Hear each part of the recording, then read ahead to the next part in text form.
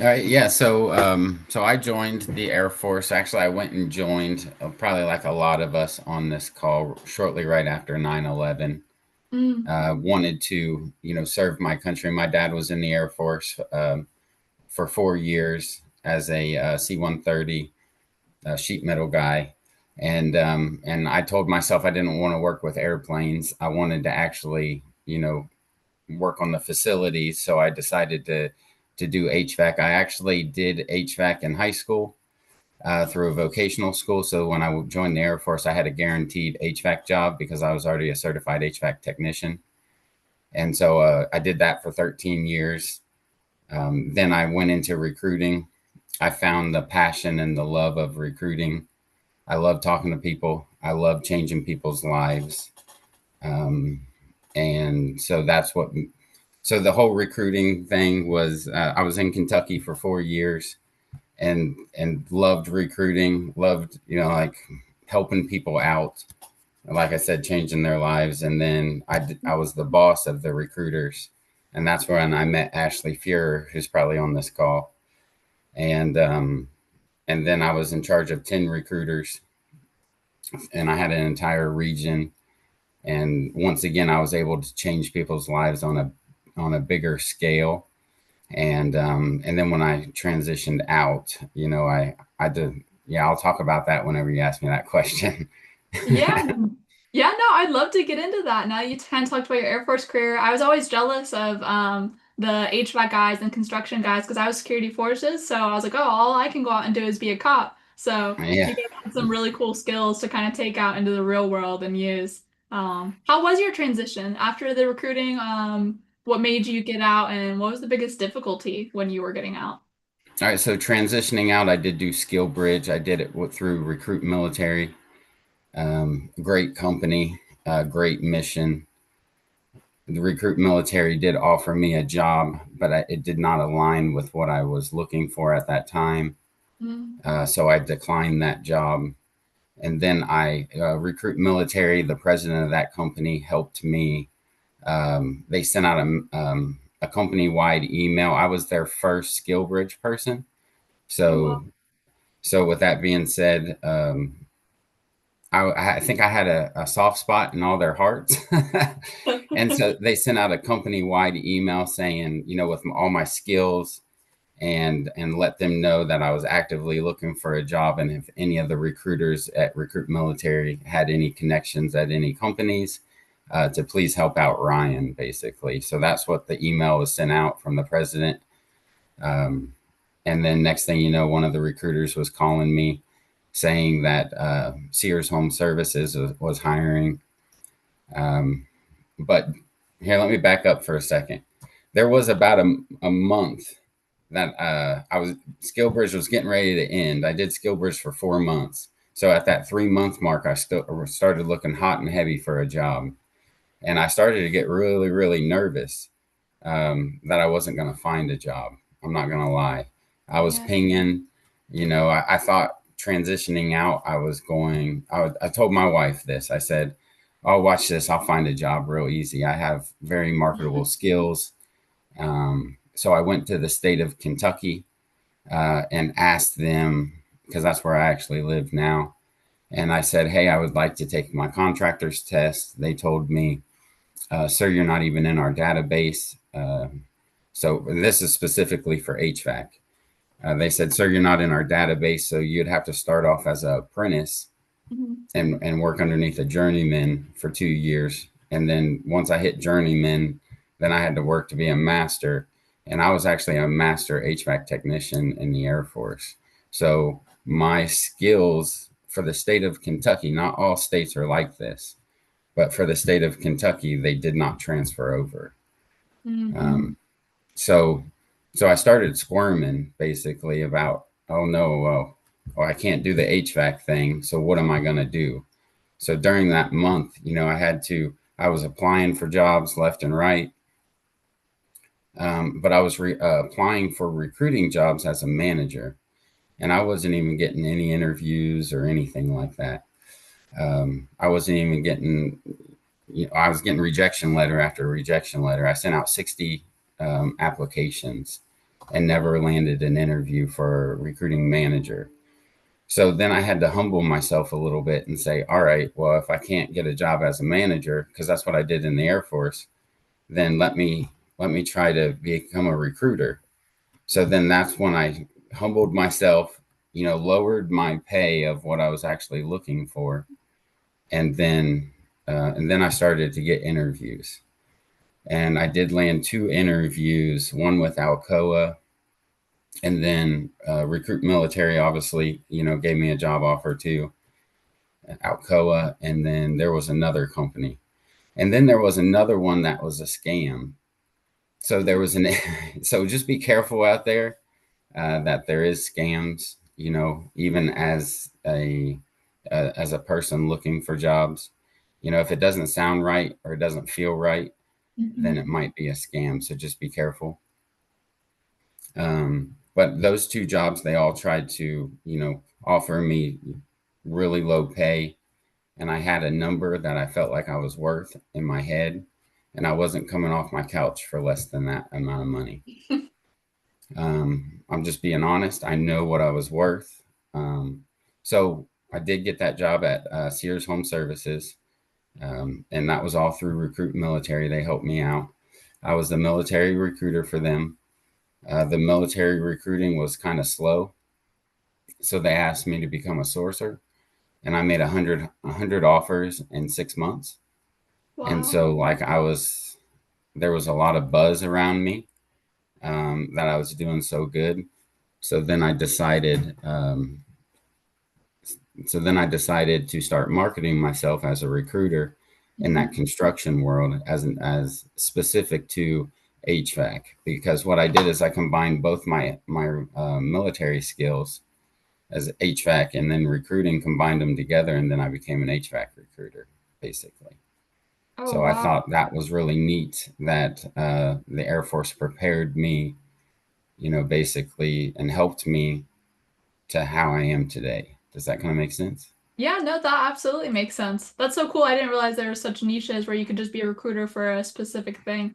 Talking about what you mentioned, what advice would you give some of these guys? I know a lot of these people are struggling with, they're gonna have to start at a lower position than they were. We have a lot of senior enlisted and a lot of officers. What advice would you give them to kind of, they have to take that ego check pretty much? Yeah, I'm not gonna lie, it tore me up inside for quite a few days. Like I had to really humble is the best word I can possibly use in this scenario, Mm. because I know what I'm worth. I know what I can do. And I guarantee you, everybody on this call feels the exact same way. We're trained very well, we're disciplined, and the whole nine. Um, we know what we're worth, and we know what we was making in the military. But I was actually making $15,000 less on my first job than what I was making in the military. But once again, I had to humble myself because I had to come in there and show my worth. Yeah. Um, so now looking back at the scenario, been out for 3 years now. Recruiting manager, I wouldn't have. It was the I didn't understand the civilian lingo. I didn't Hmm. understand the civilian applicant tracking systems. I didn't understand corporate America. Hmm. So, in all reality, it was probably the best thing that happened to me to humble myself and take that step back, start off from the bottom and show my worth, and then move up through the ranks that way. And Yeah. then anytime I don't feel like I'm getting the love that I need, then I start applying for different jobs. That the best part about it, corporate America, is you don't have to stay somewhere. You know what I mean? Um, Yeah. and just work your way through the ranks. And if you're stalemated somewhere in your company, then start applying for that job that you truly want. But now you have the backing of being out in the civilian world, and you have the proof that you can do it. And then, does that kind of make sense what I'm saying?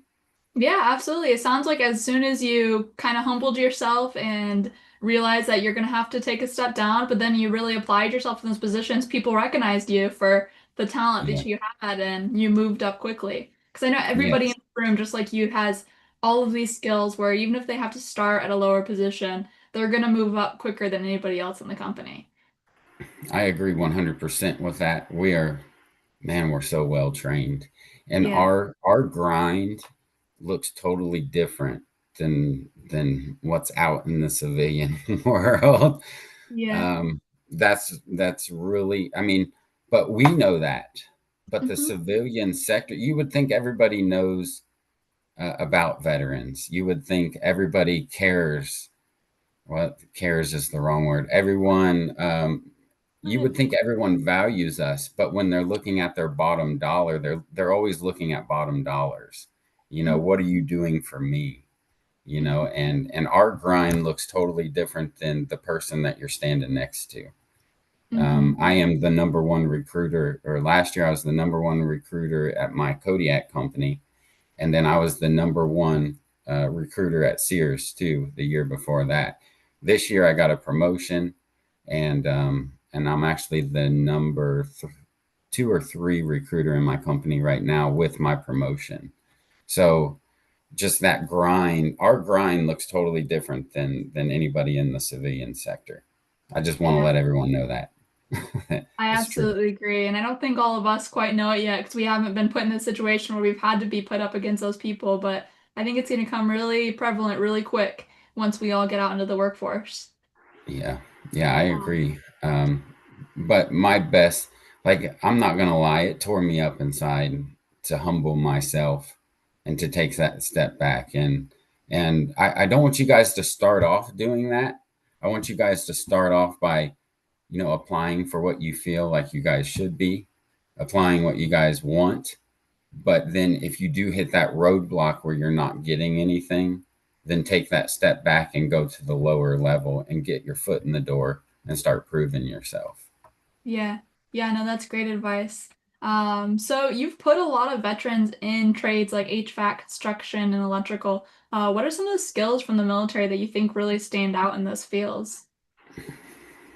All of them. Um, we are so well trained in the military, even as an HVAC technician. Um, like I know that because I recruit them all the time. I see Hmm. their resumes.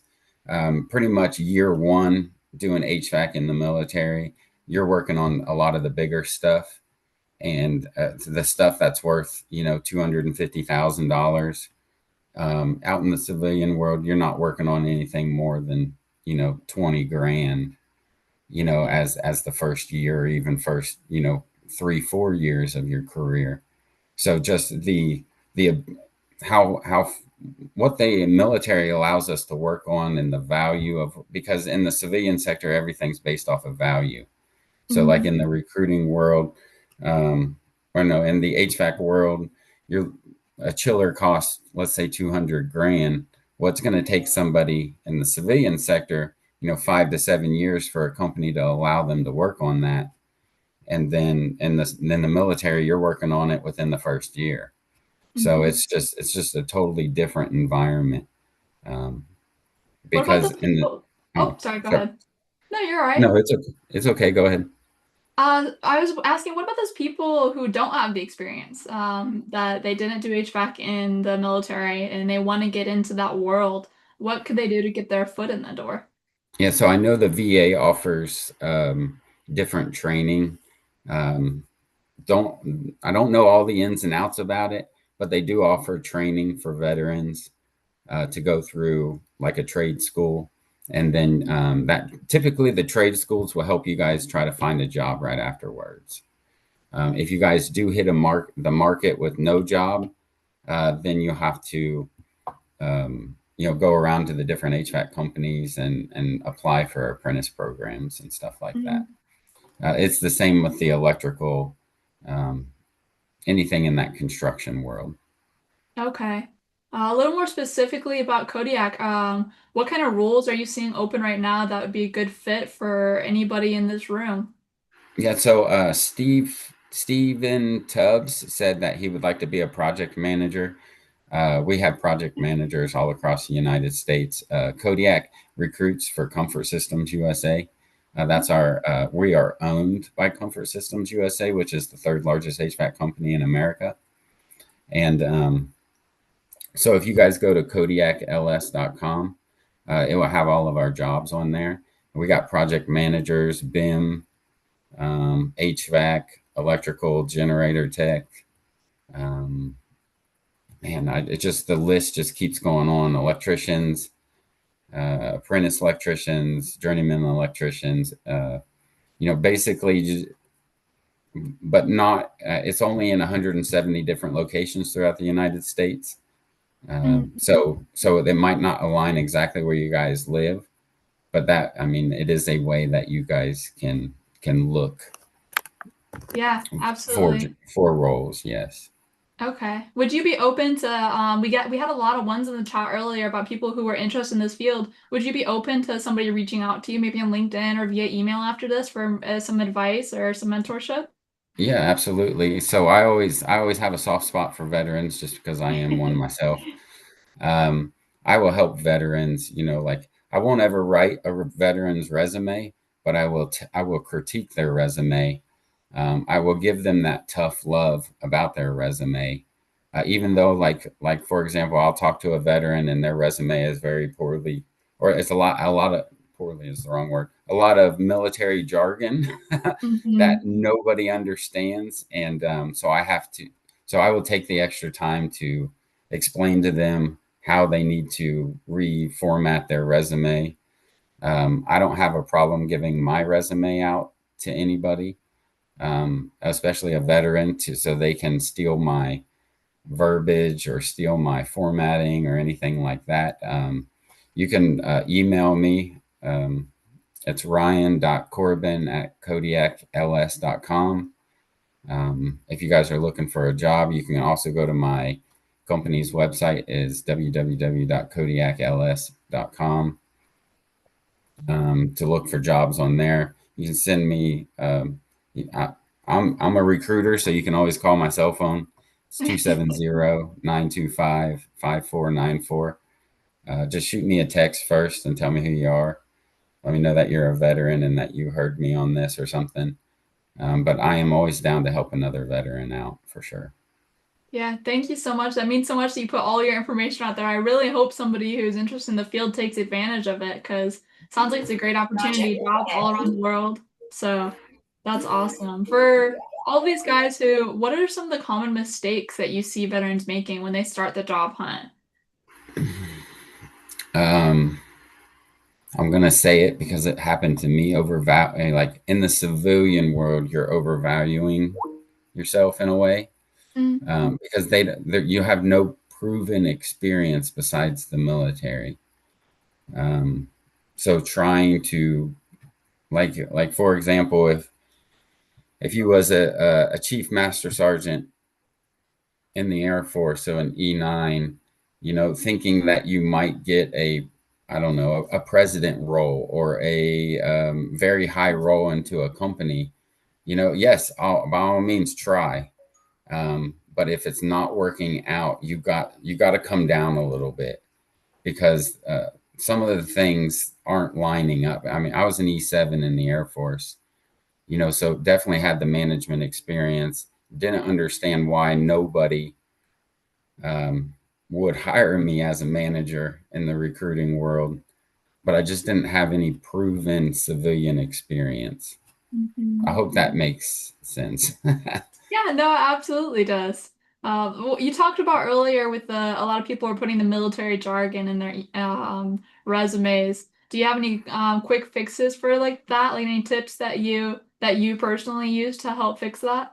Yeah, so like for example, I was a flight chief for recruiting. That's because it was a region, so I'm a regional um, talent acquisition manager would be the correct verbiage, rather than you using flight chief on your resume.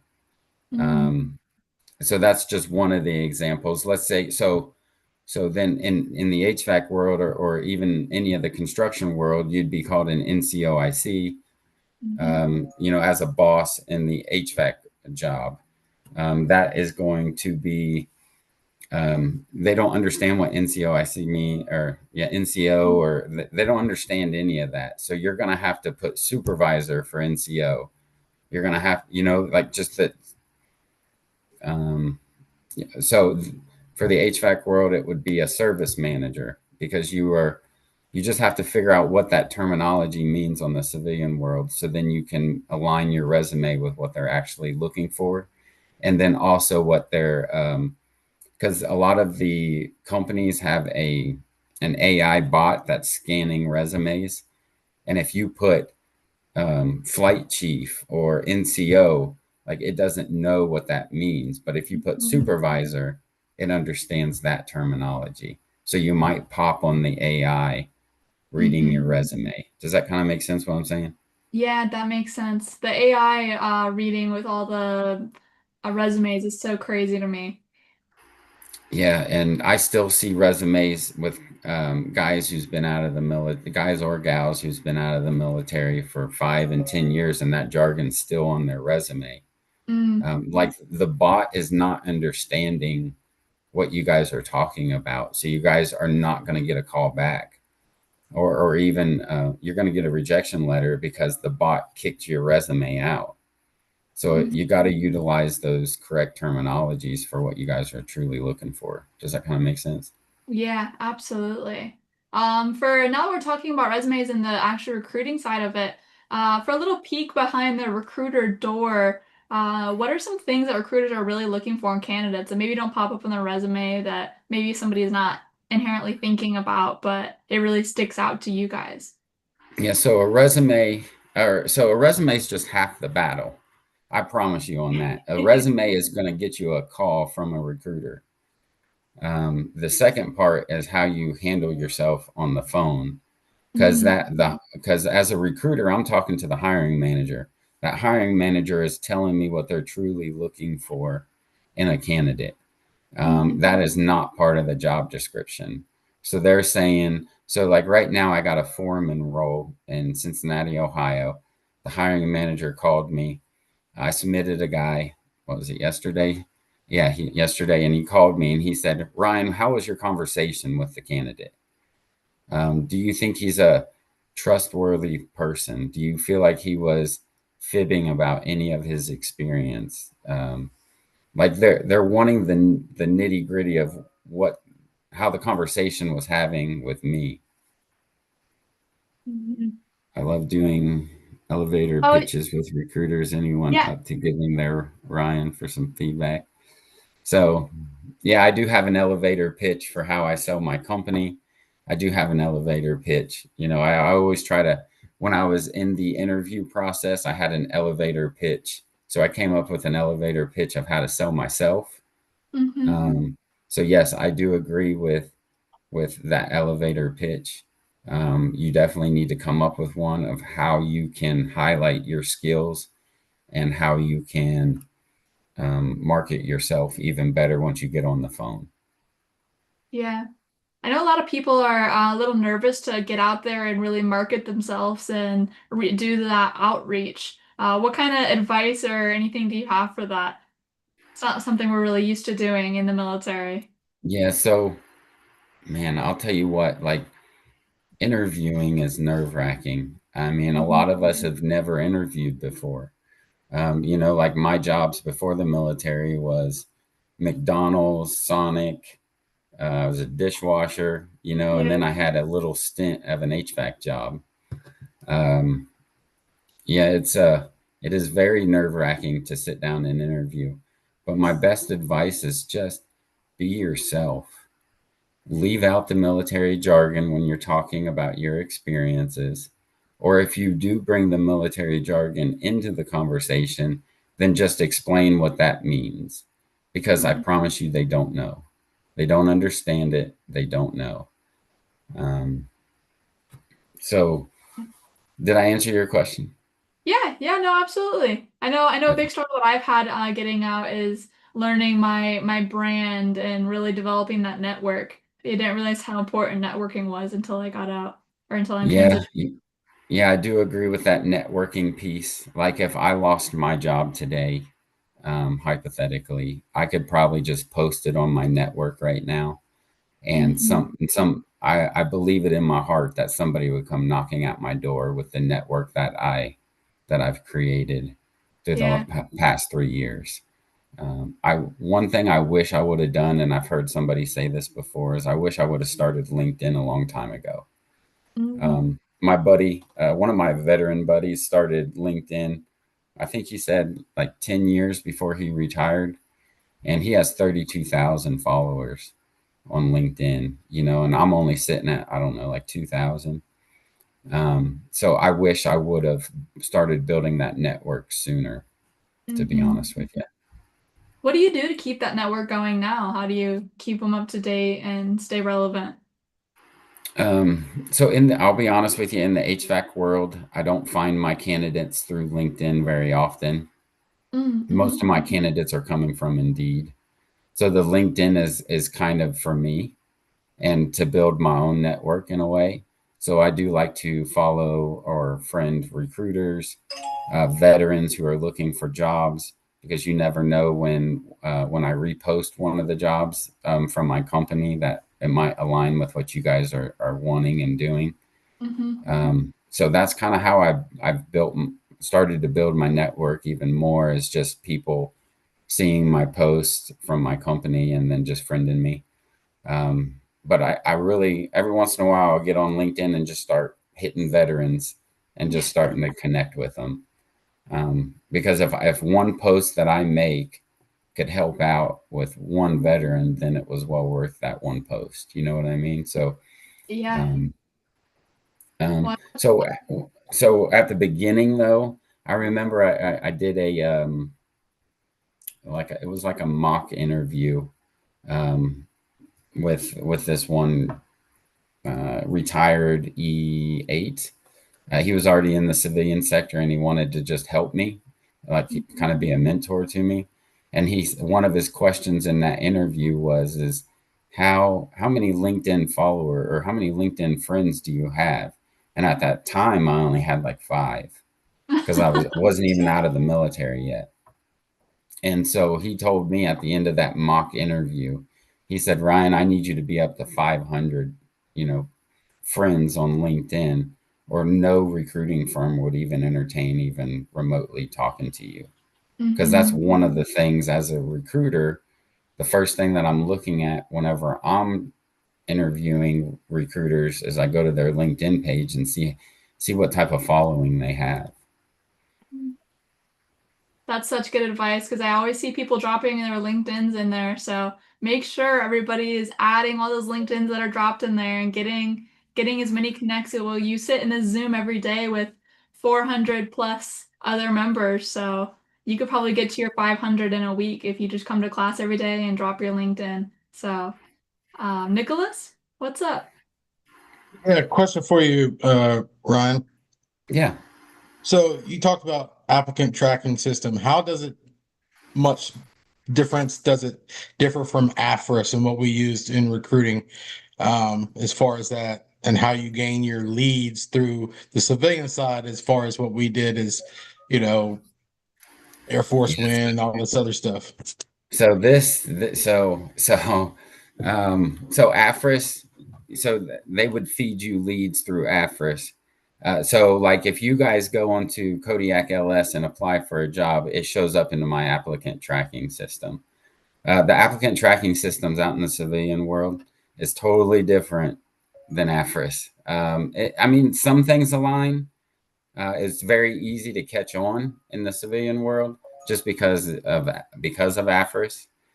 Um, but it's totally different. And they got so many different. They got Workday, they got Bullhorn, they got Tracker, they got.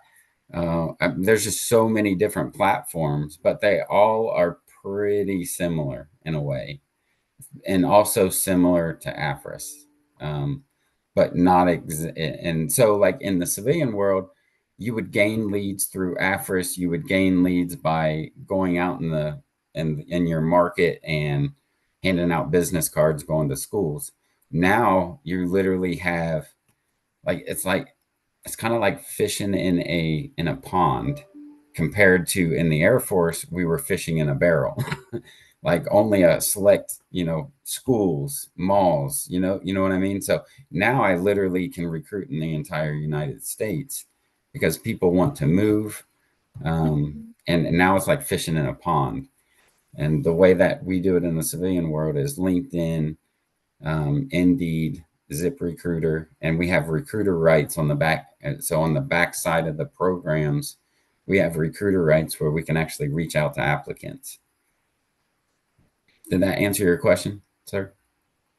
Yes, it did. So yeah, second part is I'm kind of like you, I got out flight chief. So you're saying probably start from the bottom just to learn a little bit of the lingo and then kind of push it from there. Yeah. I hate to say that, sir.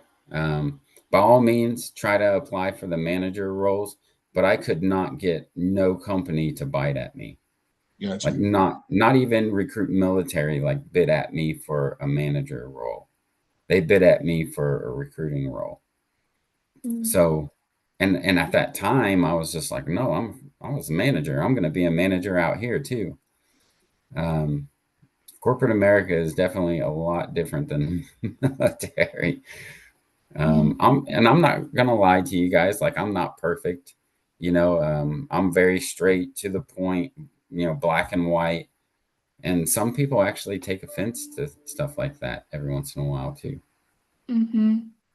Yeah, for guys like Steve, actually not like Steven, like Nicholas, that have the experience in the military with those applicant tracking systems, are those still good to put on their civilian resume, even though they're not used in the civilian side? No, use the words applicant tracking system or ATS. Don't use AFRIS. Nobody knows what AFRIS is. AFRIS is not on the civilian world. AFRIS is only in the military. So it's going to be the same with, I'm sure the Army uses a different tracking system, the Marines and the Navy. I'm sure that not everyone uses AFRIS. So whatever applicant tracking system you guys are utilizing, it's not going to be in the civilian world. So use the words applicant tracking system or the acronym ATS. The AI does know those words and those acronyms. Okay, I wasn't sure, so I figured someone else in the chat probably had the same question. So it also looks like someone else knows you. That's so crazy that you have two people in here that you met before. Oh, really? Hello, Harris. Yeah. Who is it? Hey, Ryan, man, we were recruiters in Tennessee, man. Oh, what was your name? Angelo. Angelo? Do you remember? Yeah, so you were down in Tennessee, so then Stuart Austin then? Like Daniel Boyer and what was it? Yeah. Cisco. Yep. Yeah. Yep. No, yeah, those were my two bosses for sure. Yeah. So Yep, same, man. Good to see you, man. Yeah. Looks like you're doing great. Yeah. 332nd has some killer recruiters in it, man. Yeah. Yeah, we definitely did back in the day. So I wish you guys, Angelo, I wish you best of luck. It's definitely different out here in the civilian world than it was in the military, that's for sure. But man, it's so lucrative. It's so much fun. It's so much fun being better than the talent that we have is just awesome. Good. What a small world. It does look like we have another question. Sorry I've kept you waiting for so long. Go ahead, Steven. Hey, no worries. Ryan, thank you for taking your time to speak with everybody here at Seven Eagle. Also a fellow recruiter. I was part of the 311th up in Pittsburgh, Pennsylvania. So I did my initial enlisted accessions tour there. Quickly realized I wanted to get back to jet engines, so I did that. I think we do have a couple mutual acquaintances as well. Matthew Traxler, I think it may have been a flight chief or something like that for you at one time. But the question I had, I've heard similar responses with regard to LinkedIn, having 500 connections, but I've also been told too that you want to try to be active, not just reposting, something that somebody shared, but coming up with your own posts, throwing, thoughts out there, or whatever it may be. Does that influence you when you're looking at applicants to be recruited? So me personally, no. But if you're looking for like HR roles, if you're looking for certain, like certain roles, yes, you got to be active. They're going to be looking at, what you've said in the past. They're going to make sure like you've never bashed your company, or bashed something. Like they actually do look through your posts. That's no lie. Me personally, though, just for HVAC technicians, I'm not looking at people's LinkedIn. But now, if I'm hiring a recruiter for my company, then yeah, I am looking to see how active they are, how many followers they have, how many friends they have, because when me as a recruiter, whenever we're posting something and we're reposting it, how many people are we getting in front of?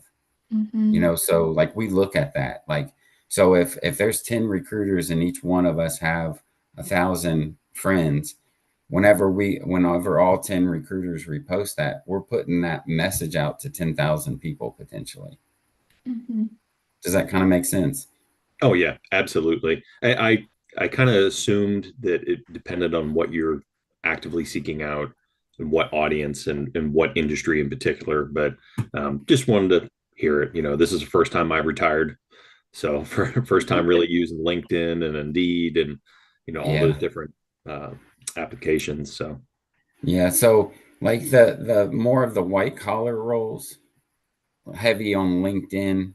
Looking for blue collar roles, heavy on Indeed. Like that's kind of what I've noticed since I've been out for the last 3 years of where you're going to get jobs. Is so like white collar jobs, you're looking, LinkedIn is your best bet. Market, and if you apply for a job, reach out to the recruiter and say, hey, I just applied. I look forward to hearing from you. Message them. You're not going to hurt nobody's feelings. You're only going to help your chances out by trying to, reach out to them to try to become their friend too on LinkedIn. So, and then also look at the company and follow the company, because it shows down at the bottom of LinkedIn that you're following that company. It means that you're interested in that company. So like the companies you are interested in, go on there and follow them. Also reach out to their recruiters.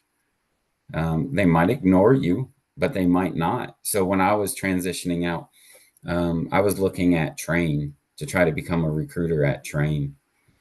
And I friended, I think, 3 of the recruiters, and one of them actually had a conversation with me on LinkedIn. And they told me, Ryan, we're not hiring at this point in the moment, because there was no job advertisements. I liked that company. I wanted to be a recruiter of that company, hypothetically. So that's what I did. And so I followed the company. I kept watching to see if there was any recruiting jobs openings, and there wasn't. So then I reached out directly to the recruiters and started to try to have a conversation with them. I gave a very short elevator pitch in my reach out of why they should, have a conversation with me, basically, and why I could be of value to their team. But I'm not making some very long paragraph either. I'm looking for like 2-3 sentences, and a short elevator pitch, basically, in that 2 to 3 sentences, trying to reach out to one of the recruiters. Does that kind of make sense, what I'm saying, sir? yeah, absolutely. I appreciate it. Thank you. And just to note, so when I did recruiting, that was 2009 to 2013. That was the old AFRIS. Hopefully, I think you guys had AFRIS TF, which was much better. The old one, you build a whole case file for an applicant, and then just lose connection and you lost everything. So it's come a long way. Yeah. So the applicant tracking systems out here, they're not, they're a lot easier to work with. Some of them are real easy, and some of them are even more detailed than what AFRIS was. So it just depends. But like we all got like resume parsers. So like literally, you can literally grab the resume, drop it into this Dropbox thing, and it parses it. It takes your name, phone number, address, and then highlights different parts of your resume. It's actually really, really neat. It makes the recruiter's job a lot easier, and a lot easier to have that conversation with candidates. I love what Steven said when he said it was his first time retiring, because we're all kind of feeling that. It is all our first time. We are all figuring it out, trying to figure out what's right. So that's everything that I had for you. Unless anybody else has any questions, I just have one more question, which I'd like to ask. Just what is your overall advice for everybody in this room that's currently in the spot that you were in 3 years ago? Stay positive. Like we're all in this together. Reach out to find the company that that you're targeting, and most likely they have a veteran representative. So, like for example, Lowe's has a military recruiter. Comfort Systems USA has a military recruiter. His name's Vic. Vic Dennis.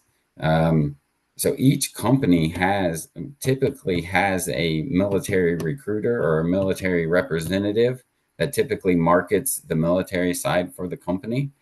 And these are typically for the bigger companies. And that's your in.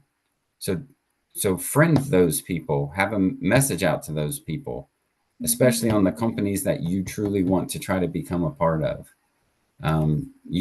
So I always was told you're spending 8 hours a day working. So you need to be spending 8 hours a day trying to find a job. It's just like you not having a job. It's just like you having a job trying to find a job. I hope that made sense. Yeah. Just keep positive. Something will come your way. You just have to keep persistence. You gotta handle the no's, because the no's are coming. The ghosting where they're not even calling you back is coming. The job market it's a good job market, but it's a rough job market too. So you got to just keep at it, and don't let anything get in your way. Spend that time doing your research, sending out those elevator pitches to the correct individuals, and just don't stop. Because if you stop and give up, then you're not going to get anything. You're only going to get what you put in. Yeah, absolutely. Thank you so much for that advice. It was great having you on, and great kind of hearing from a recruiter the guys that everyone is getting ghosted by, and these people kind of like the things they wanted to know, those dying questions. So it was amazing having you here today. Yeah, and I would like for you guys to really ask that dying question that you guys truly want. I'll give you the truth. I'll give you my opinion of the answer. I mean, like truly, like if you guys have that question, ask it. Yeah, absolutely. It is a full-time job finding a job. Yes, it truly really is. And you're stressed during this time because you're like, oh no, my military pay is ending at this date, and you're over here scrambling, trying to find something, and that was when I felt that pressure, is the day that I humbled myself and took a step back, and then I started to prevail from there. Yeah. Yeah, great to know. I'm sure you're going to get a bunch of connects after this. I really hope so. I dropped your LinkedIn a couple times. Somebody put your information. So I really hope you can help some of these guys out. Thank you so much. Yeah. Thank you guys for having me. I really do appreciate it. And Yeah. if you guys have a question, I mean, I will help other veterans. Just let me know that it came from this. Just so I'll jump on it faster. Just because I am a recruiter, so I do stay pretty busy.